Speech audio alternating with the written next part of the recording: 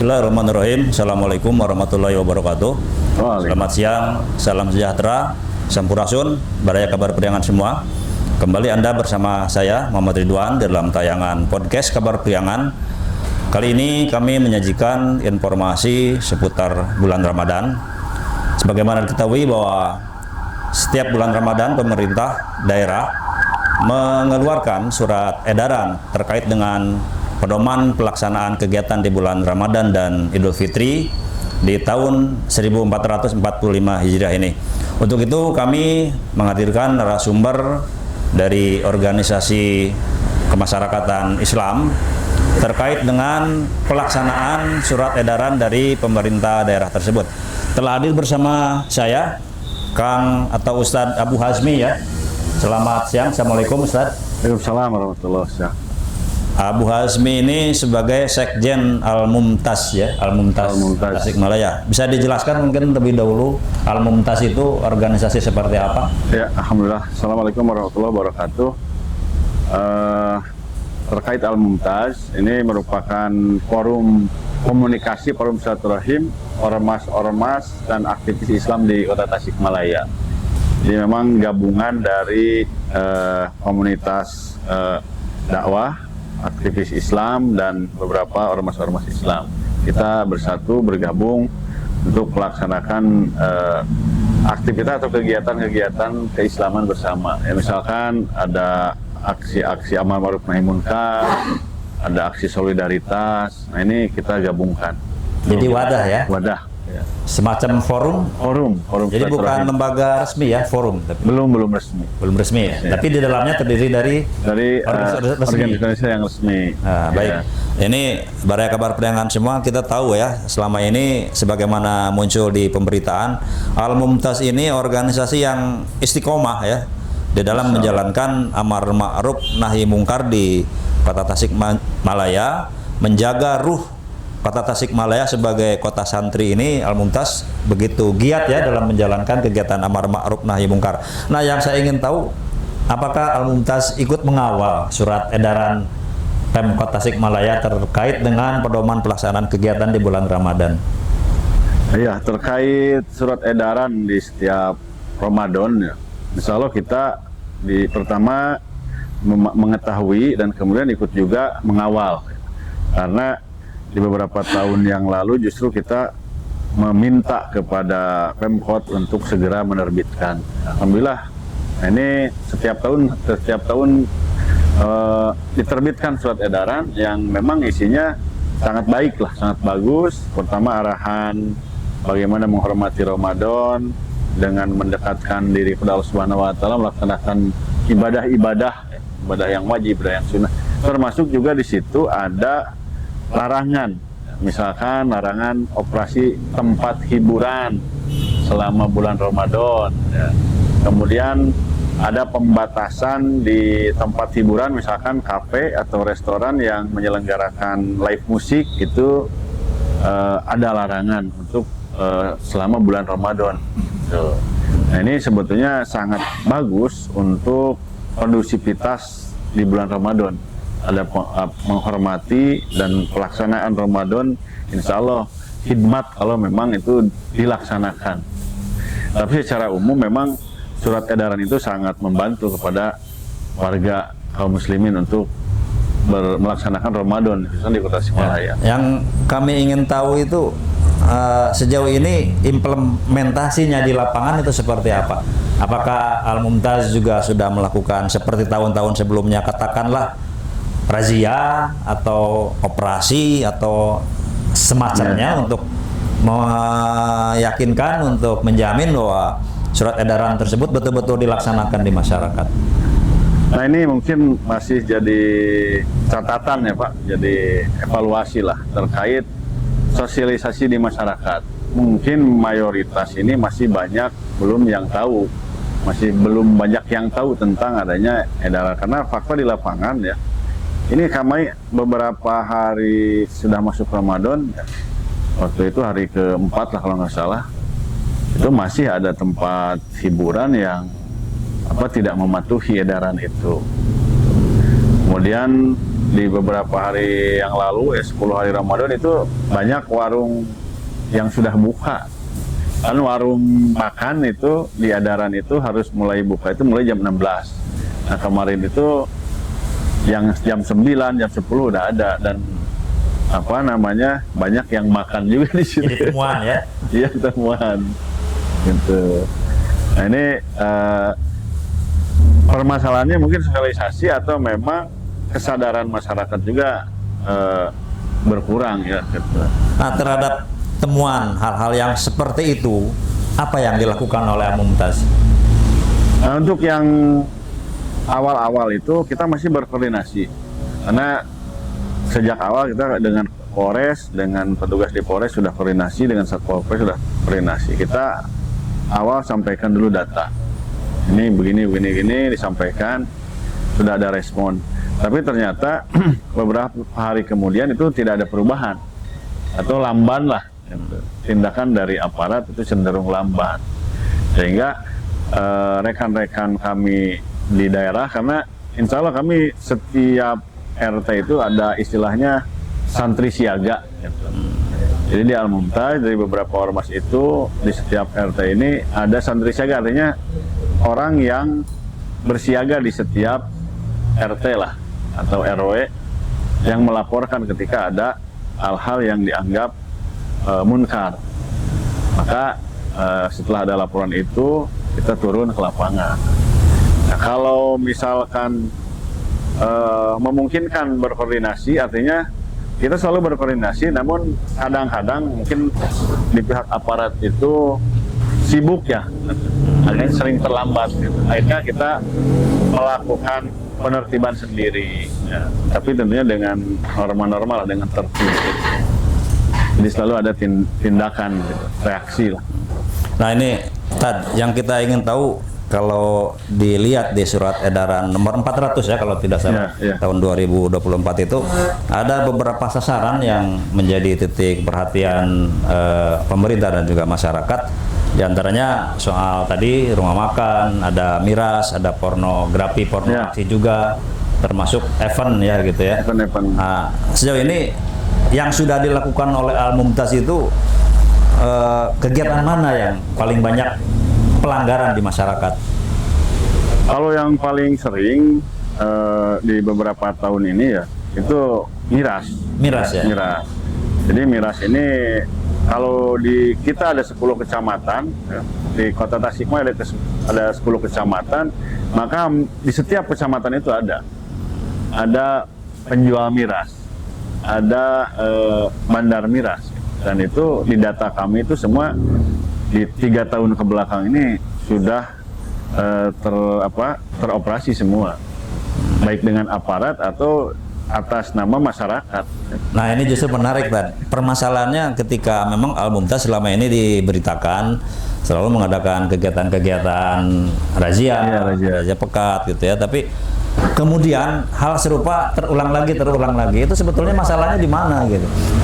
Nah ini pertama memang di kita ini, kalau menurut saya ya, pengalaman beberapa tahun ini di penegakan hukum. Jadi hampir mayoritas kasus peredaran miras itu tidak ada tindakan hukum. Artinya mereka ditangkap, tetapi tidak dilanjutkan kepada proses hukum.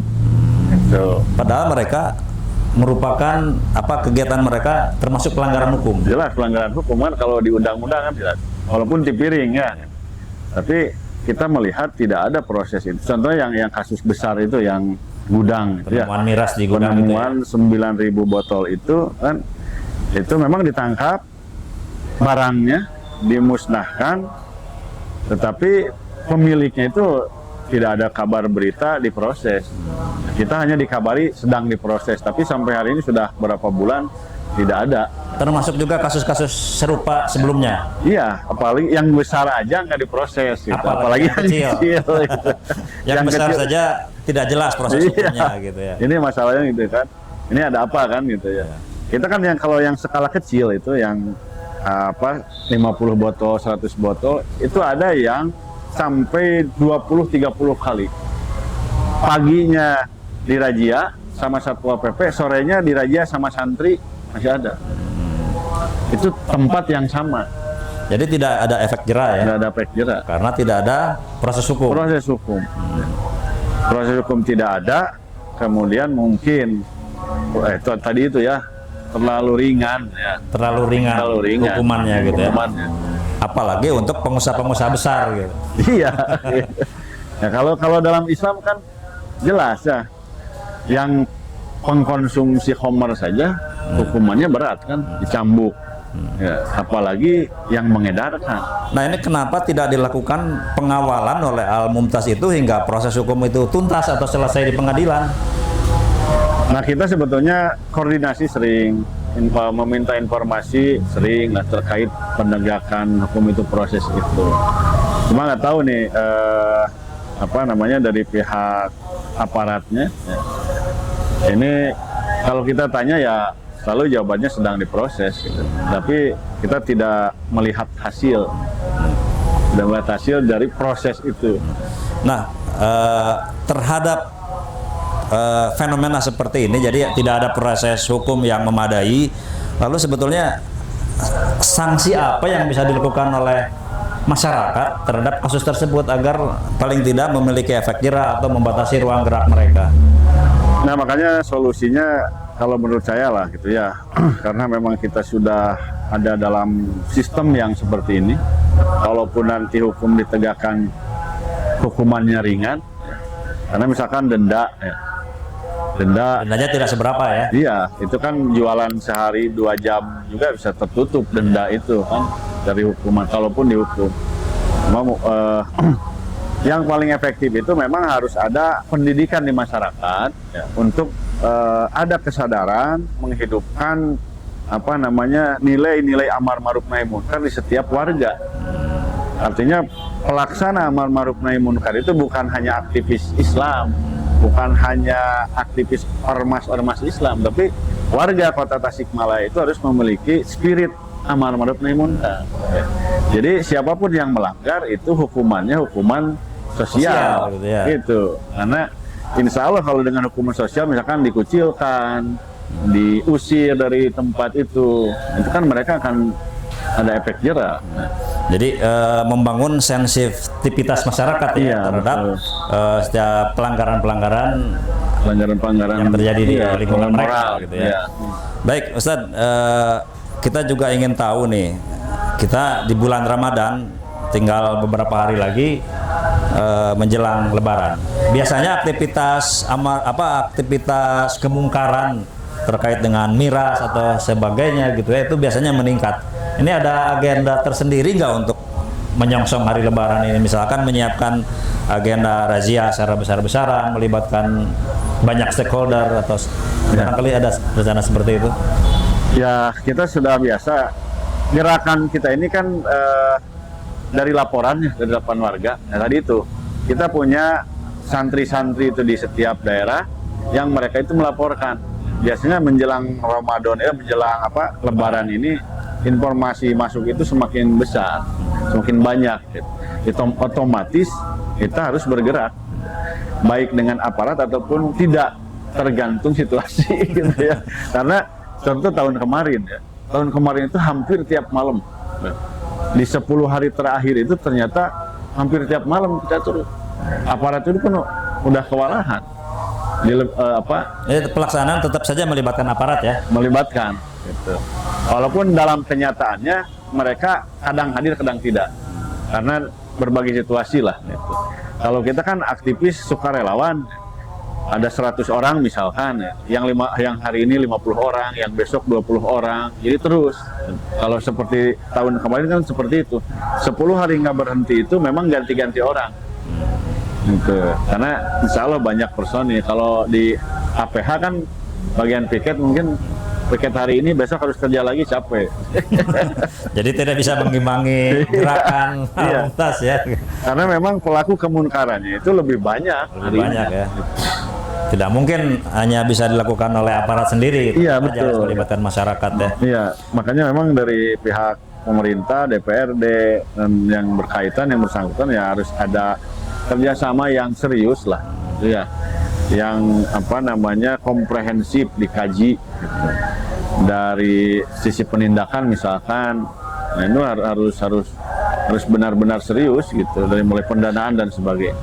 Baik, terakhir ini Ustadz, barangkali ada yang mau disampaikan kepada pemerintah, kepada masyarakat terkait dengan pelaksanaan pedoman surat edaran Ramadan, kegiatan Ramadan ini.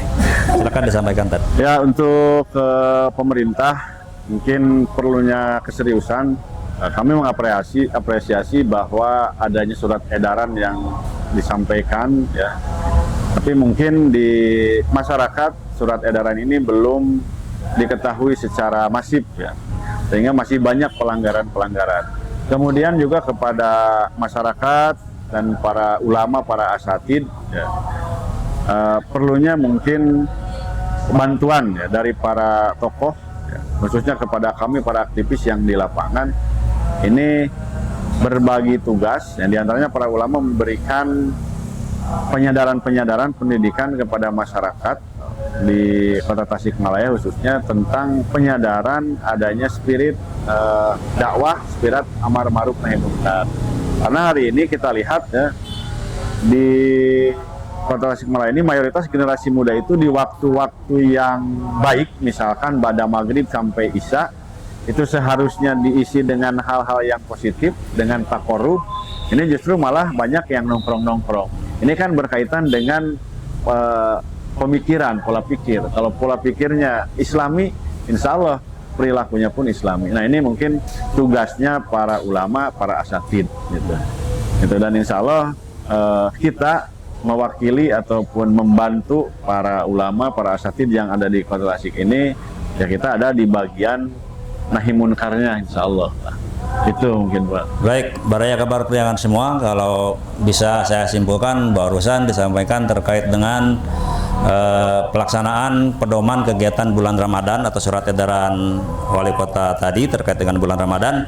Yang pertama, dalam pelaksanaan setiap nahi mungkar itu gerakan masyarakat nahi mungkar ini berharap adanya keseriusan dari pemerintah atau aparat di dalam penanganan setiap peristiwa pelanggaran seperti tadi, ya, seperti kasus miras, pornografi, porno aksi dan sebagainya. Jadi bisa selesai sampai tuntas penanganan hukumnya, sehingga paling tidak ada efek jera buat para pelaku pelanggaran tersebut. Yang kedua, terkait dengan kesadaran masyarakat sendiri di dalam menjalankan atau mengisi bulan Ramadan ini dengan penuh sikap saling menghargai kesucian bulan Ramadan ini dengan tidak melakukan hal-hal yang di luar selayaknya norma-norma di masyarakat.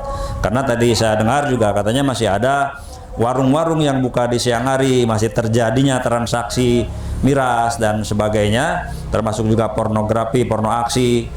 Oleh karena itu mungkin masyarakat harus tahu bahwa selama ini ada kelompok-kelompok masyarakat tertentu yang begitu peduli terhadap kondisi Kota Tasikmalaya ini, khususnya dalam menjaga ruh Kota Tasikmalaya sebagai kota yang religius Islami, sehingga setiap perbuatan sekecil apapun yang sifatnya melanggar pasti akan mendapatkan respon yang setimpal dari organisasi masyarakat tersebut. Baik, Baraya Kabar Priangan semua, bersama saya juga telah hadir tokoh agama yang juga Ketua DPW FPI Kota Tasikmalaya. Beliau Kiai Haji Yanyan Albayani SKOMI MPD telah hadir bersama kami. Selamat siang, Assalamualaikum Ustaz. Waalaikumsalam.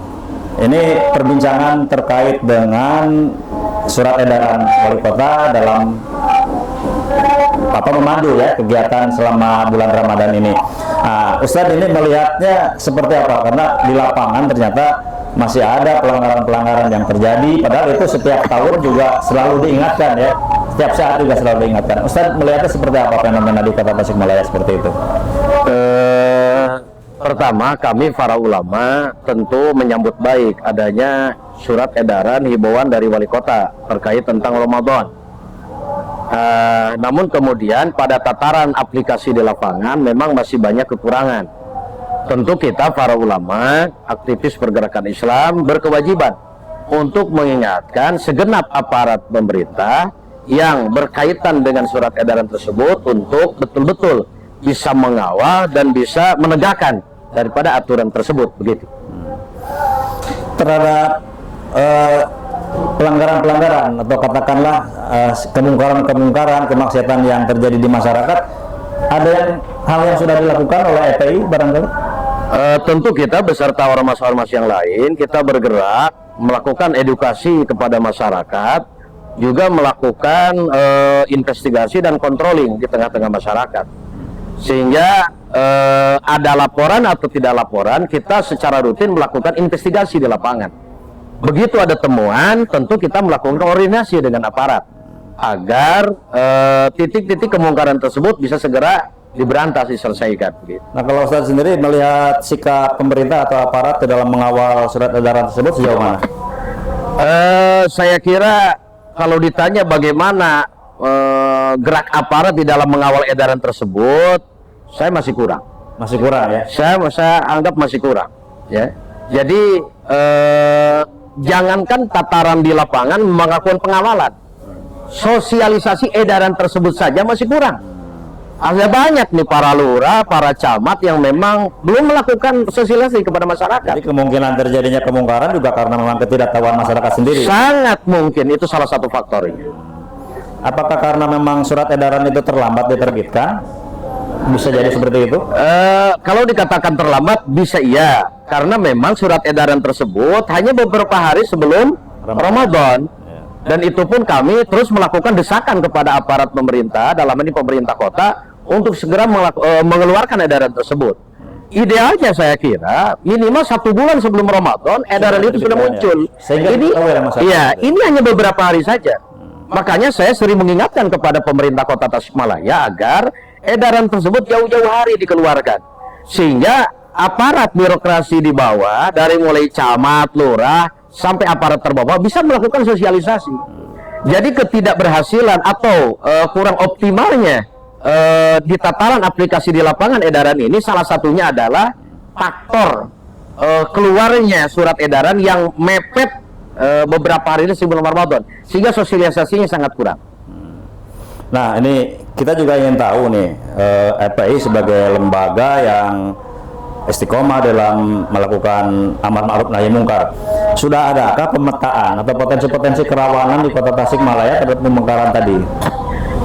Tentu karena kita salah satu ormas yang concern di bidang nahyil mungkar, sebuah gerakan yang memang jarang digarap orang, ya, jarang digarap orang. Tentu kita sudah melakukan pemetaan titik-titik mana saja, tempat mana saja yang memang sering dijadikan tempat-tempat kemaksiatan, dari itu peredaran minuman keras, narkoba, atau perzinahan. Nah, kita sudah melakukan pemetaan itu, dan gerakan kita selalu betul-betul terukur, ya, terukur, jadi tidak serampangan. Jelas payung hukumnya juga. Ya, tentu kita menyadari betul bahwa sebetulnya penegakan hukum itu ada di domainnya aparat. Nah, kita ulama ormas itu di bidang edukasi. Nah, makanya sebetulnya ini yang harus dipahami oleh masyarakat, bahwa kita tidak mengambil porsi aparat, tidak. Penegakan hukum, eksekusi tetap ada di aparat. Kita melakukan edukasi di lapangan, kemudian melakukan investigasi, sehingga apapun gerakan kita di lapangan, kita tetap koordinasi dengan aparat. Jadi kita tidak anarkis, radikal, semau gue, enggak. Jadi FPI hanya ingin meyakinkan dan tahu, menjamin bahwa pelaksanaan aturan itu betul-betul dilaksanakan. Ya, ya. Bahkan sebetulnya nih, kenapa masyarakat turun? Karena aparatnya lamban. Jadi kalau ada pertimbangan tersendiri ya. Iya. Kenapa ormas turun? Karena aparat lamban. Kalau aparatnya sigap, saya kira rakyat tidak perlu turun, ulama juga tidak perlu turun. Ulama tetap aja di wilayah edukasi, di wilayah pendidikan umat, biar eksekusi urusan aparat. Pertanyaannya, kenapa santri turun? Kenapa ormas turun? Nah, ini yang harus menjadi bahan renungan. Jangan evaluasi untuk berarti aparat yang mestinya turun, kenapa keduluan oleh masyarakat? Kalau seandainya orang yang diduga teroris saja itu bisa diketahui walaupun di tengah hutan, Lah kenapa ini titik-titik Yang di miras hadapan mata, yang di hadapan mata? Kenapa? Pertanyaannya saya balik bertanya, aparat di mana? Makanya ini sebetulnya salah satu bentuk protes masyarakat terhadap kelambanan daripada aparat begitu. Ya. Baik, Ustadz, ini kemarin Kota Tasikmalaya ada satu titik yang katakanlah memiliki kerawanan tinggi ya dalam penjualan miras di kawasan Cilembang ya. Ya. Nah, kita ingin tahu setelah Cilembang itu diratakan, ada perkembangan nggak kasus miras di lokasi tersebut? Sebetulnya kalau titik yang di Cilembang, karena memang lokasinya sudah diratakan, seperti desakan kita kepada pemerintah kabupaten, karena lokasi tersebut adalah aset kabupaten, cuma berada di wilayah Kota Tasik, kita mendesak satu diratakan, dibersihkan, kemudian dipagar, dan itu alhamdulillah sudah dilaksanakan oleh pemerintah kabupaten. Kalau ditanya apakah titik kemaksiatan, ya titik kemaksiatan di daerah itu dalam hal ini miras ya memang menurun, ya menurun. Tetapi bukan dalam arti bahwa selesai persoalan. Kenapa? Karena mereka mencari tempat yang lain. Bergeser ya? Bergeser ke tempat yang lain. Seperti beberapa waktu yang lalu, bahkan kita merasa miris. Ternyata salah satu pergeserannya itu adalah mereka menyewa satu tempat yang dekat dengan masjid, bayangkan.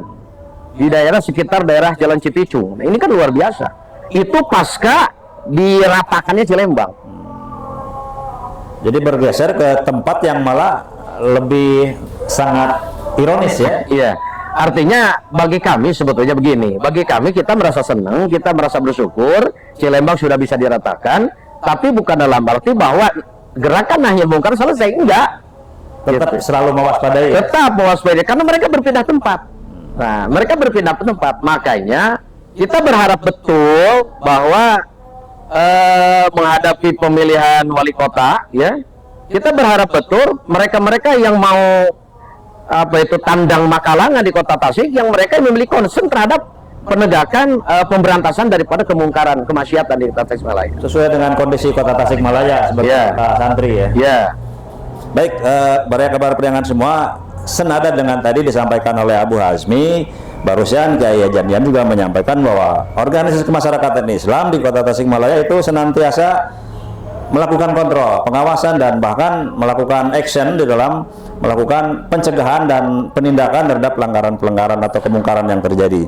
Demikian.